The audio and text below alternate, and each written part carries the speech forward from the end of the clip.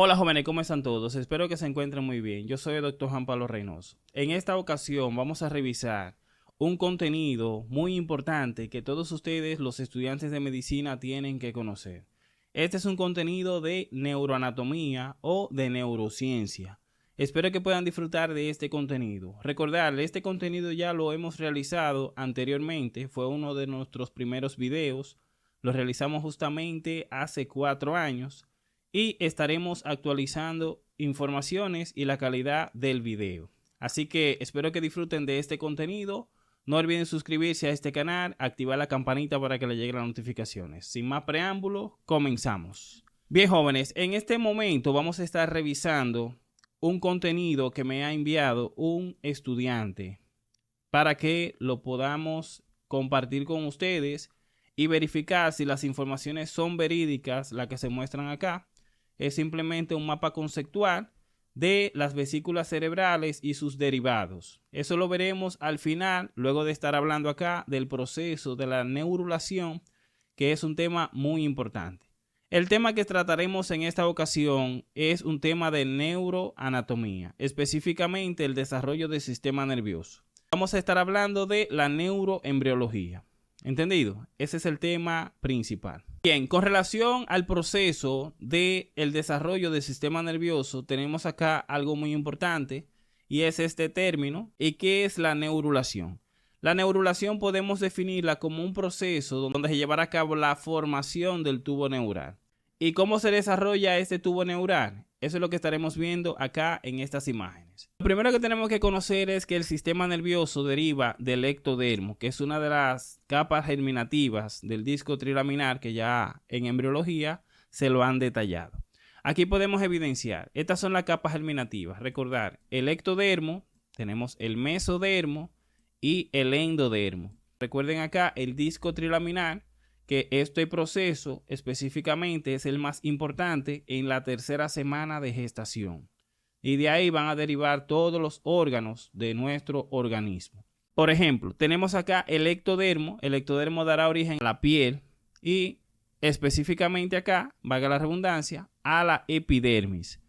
Mientras que los demás órganos, por ejemplo, el músculo esquelético, provienen del mesodermo y los demás órganos internamente provienen del endodermo, que no vamos a detallar ahora. Nos enfocamos acá. Ese ectodermo va a dar específicamente el origen del sistema nervioso y esto se denomina neuroectodermo. Y acá en el neuroectodermo todo inicia con una placa conocida como placa neural. Esto es lo que tenemos aquí. Esa placa neural va a tener en sus extremos estas estructuras azules que se evidencian acá, que son conocidas como crestas neurales. Aquí tenemos cresta neural, cresta neural. Esa placa neural se va invaginando, va sufriendo una invaginación, es decir, un hundimiento en forma de surco, y eso se conoce como surco neural, que es lo que tenemos acá. Luego, esas crestas neurales van a intentar fusionarse y el surco neural se va a ir cerrando para formar luego acá esto, que se conoce como tubo neural. El tubo neural lo vamos a encontrar en relación a esta estructura que se evidencia acá, que se conoce como notocorda, que no vamos a detallar qué es la notocorda ni qué es lo que hace.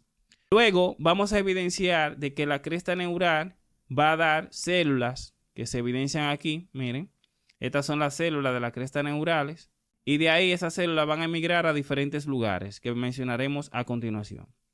Esta parte que se evidencia acá es lo que ya estuvimos viendo, eso es el ectodermo, lo que se ve acá de color naranja, y aquí tenemos el tubo neural. Recuerden que ese proceso ocurre en la tercera semana de gestación.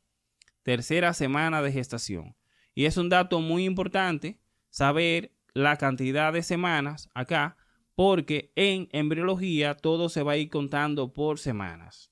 Recuerden, deriva del ectodermo, comienza su formación a partir de la tercera semana y esto es lo que vamos a estar viendo, la secuencia. Primero placa neural, luego surco neural, después tenemos ahí el tubo neural. Esa sería una de las secuencias que ustedes tienen que tener en cuenta. Los pliegues neurales, que son ya esos pliegues que van a ir uniendo al tubo neural. De la cresta neural van a salir numerosas células y van a emigrar a diferentes lugares, como por ejemplo tenemos los melanocitos que van a llegar hasta la piel, emigran allá y ahí producen melanina, que es un pigmento endógeno que le da ya la característica del color en la piel. Tenemos también la célula de Schwann. Las células de Schwann son unas células que producen mielina en el sistema nervioso periférico. Específicamente lo vamos a encontrar envolviendo los axones de las neuronas y distintos nervios que están en el sistema nervioso periférico. Eso está formado por vaina de mielina que lo recubre y eso es célula de Schwann que forma eso. Tenemos el ganglio de la raíz posterior de la médula espinal, también deriva de ahí. Es un ganglio sensitivo o una neurona sensitiva que va a estar ubicada a este nivel. Tenemos también los feocromocitos, específicamente es llamada también células argentafines o cromafines. Estas células nacen ahí en la cresta neural y emigran hacia la glándula suprarrenal, específicamente hacia la médula, y acá va a producir noradrenalina y adrenalina. Recuerden eso, que la médula de la glándula suprarrenal tiene un origen ectodérmico, específicamente deriva de la cresta neural. Ya saben. Otras células, como es el caso de las células de los dientes, conocidas como odontoblasto, también estas derivan de la cresta neural y llegan a los dientes. Luego tenemos, señores, algo importante. Luego de formarse ese tubo neural, en el día 22 o día 23 vamos a evidenciar estas estructuras acá. Pero antes de eso, vamos a ver la secuencia, que es lo que se está formando aquí, esto. Y aquí lo tenemos. Pliegue neural. El pliegue neural es esta zona que se evidencia aquí. Luego tenemos la placa neural, que es la zona que ya mencionamos, que tenemos acá. Tenemos luego el surco neural. Y tenemos los somitas. Esos somitas son abultamientos que sirven para calcular la edad gestacional en los embriones. También esos somitas darán origen a columna vertebral. Son pequeñas masas que vamos a evidenciar ahí a ambos lados del tubo neural. Esto es en el día 18 y en el día 20. Pero en el día 22 y en el día 23 vamos a tener la siguiente estructura. Tenemos acá esto. Aquí el pliegue como que se abre y va a formar esto que se conoce como neuroporo anterior. Ese neuroporo anterior está en contacto con la cavidad amniótica. Ya en la porción más caudal tenemos otro neuroporo conocido como neuroporo posterior. Ese neuroporo posterior también está en contacto con la cavidad amniótica. Ese neuroporo anterior, si no se cierra, ocurre acá un defecto muy importante que hay que tener en cuenta. Ahí vamos a tener un defecto cuando no se cierra ese neuroporo que se conoce como anencefalia, que lo veremos más adelante. Y si el neuroporo posterior no se cierra, tenemos también un defecto conocido como disrafismo, pero en este caso se conoce también como espina bífida. Eso es lo que tenemos acá a nivel de esas alteraciones que pueden ocurrir con relación a los neuroporos anterior y neuroporo posterior. Tener en cuenta esos detalles, señores, porque en la parte del desarrollo del sistema nervioso se estudia eso. Y esas son preguntas de exámenes que le puede servir de bastante ayuda el conocimiento de esto. Aquí podemos evidenciar a nivel del quinto somita, es que vamos a tener acá esta parte que corresponde al tubo neural. Vamos a ver ahora en la siguiente imagen esta parte de los neuroporos que estuvimos mencionándole aquí, que se describe mucho mejor. Hay prominencias cardíacas alrededor de esos neuroporos anteriores específicamente. ¿Cuándo debe de cerrarse el neuroporo anterior y cuándo debe cerrarse el neuroporo posterior? El neuroporo anterior, importante conocer eso, cuándo debe de cerrarse, y los autores mencionan que el día 25, después de la fecundación, es que debe de cerrarse este neuroporo anterior. Y acá algunos autores mencionan día 27, día 28, pero por lo general son 3 días después aproximadamente que debe de cerrarse el neuroporo posterior. ¿Entendido? Día 25, día 28. Eso es importante tenerlo en cuenta, el cierre de esos neuroporos. ¿A qué está asociado ese defecto? Es decir, cuando no se cierra. Esto está asociado específicamente al no consumo del ácido fólico previamente al embarazo. Eso es importante tenerlo en cuenta, que previamente al embarazo es bueno que una fémina sexualmente activa consuma ácido fólico para prevenir estos defectos. Vamos a ver ahora ¿Qué ocurre cuando no se consume ese ácido fólico previamente al embarazo? Tenemos acá defectos de los neuroporos anterior y posterior. El defecto del neuroporo posterior, si no se cierra, miren acá, tenemos disrafismo. Ese es el término general que se debe de utilizar. Y acá se conoce también ese disrafismo como espina bífida. La espina bífida es simplemente acá un defecto que ocurre que no hay desarrollo de las apófisis espinosa en la porción posterior de la columna vertebral, en la porción baja específicamente. Vamos a tener dos tipos de espina bífida.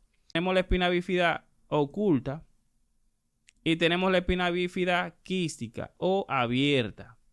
Entonces, la espina bífida oculta, esta es muy difícil de diagnosticar, por lo tanto, se puede diagnosticar ya en la adolescencia. Y la espina bífida quística, en la parte quística tenemos justamente un saco, y ese saco ¿qué tiene? Tiene meninges, tiene también líquido cefalorraquídeo en su interior, y esto se denomina meningocele. Recordar el término cele, que es producción, y meningo, que en este caso sería el contenido.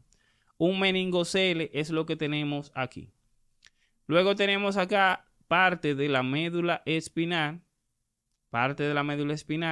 Tenemos las meninges y hay el líquido cefalorraquídeo también contenido acá.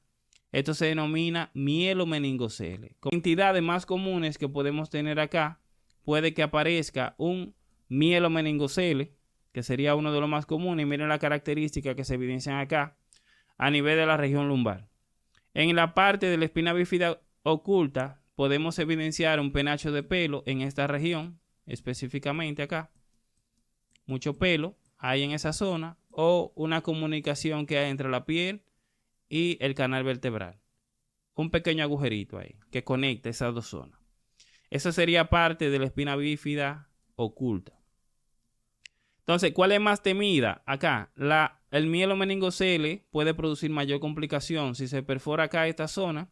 Recordad que ahí tenemos en la piel Staphylococcus aureus, que es una bacteria nativa de la piel, y puede inocular o penetrar hacia las meninges y producir una meningitis. Y eso es importante tenerlo en cuenta.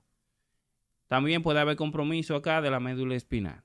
El defecto del neuroporo anterior se conoce como anencefalia.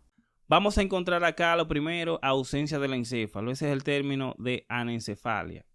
También vamos a ver acrania, que es la ausencia de huesos del cráneo.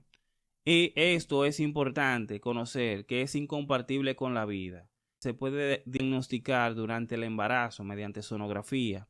Se puede diagnosticar la anencefalia y se puede diagnosticar la espina bífida. Eso es importante conocerlo.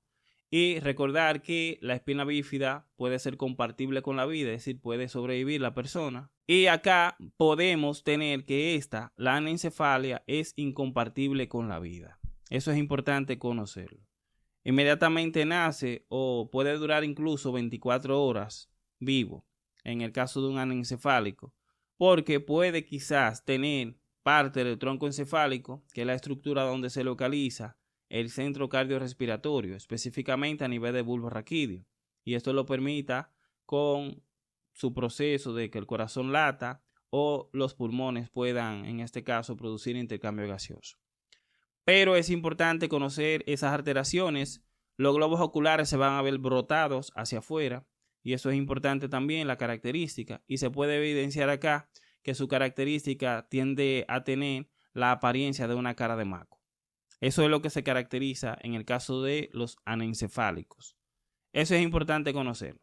Bien, jóvenes, hasta ahí esa parte. Vamos a conocer ahora las vesículas cerebrales, cómo se van a estar formando.